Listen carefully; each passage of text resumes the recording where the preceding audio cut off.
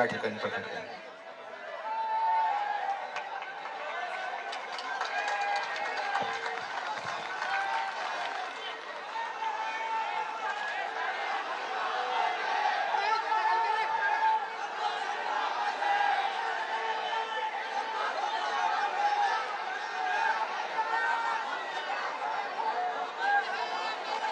सर्वप्रथम सर्वांना नमस्कार। थोर पुरुष आणि तसेच माझे वडील यांना मी वंदन करते।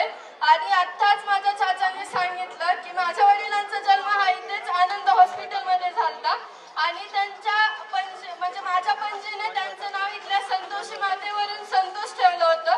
आणि मी याच ठिकाणाहून तुम्हाला सर्वांना एक विनंती करते की माझ्या वडिलांना हा न्याय मिळालाच पाहिजे।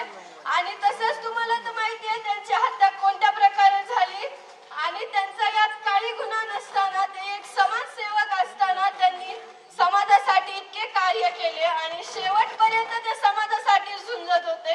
त्या दिवशी सुद्धा एक दुसऱ्या दलित समाजाच्या व्यक्तीची मदत करत असताना हा प्रसंग त्यांच्यावर आला। ही जी आज वेळ माझ्यावर किंवा माझ्या कुटुंबावर आहे ही वेळ कोणत्याही दुसऱ्या कुटुंबावर येऊ नये याची मी म्हणजे आपण सर्व याची दक्षता घेऊ।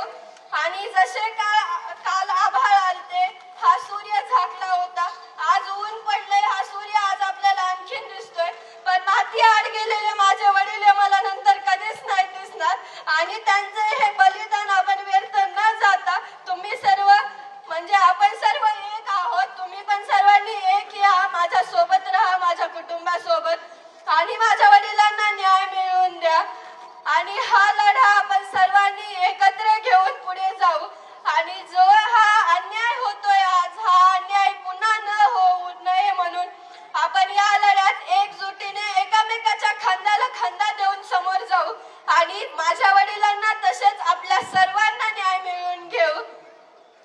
मी एवढीच विनंती करते की आज जसे तुम्ही मोठ्या संख्येने माझ्या सोबत माझ्या कुटुंबासोबत आहात तसेच तुम्ही सदैव आमच्या सोबत राहा।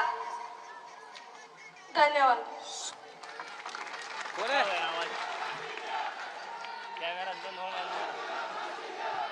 हॅलो, यानंतर आष्टी पाटोदा मतदारसंघाचे आमदार आदरणीय सुरेश अण्णा धस यांना विनंती करतो या ठिकाणी आपल्या भावना व्यक्त कराव्या।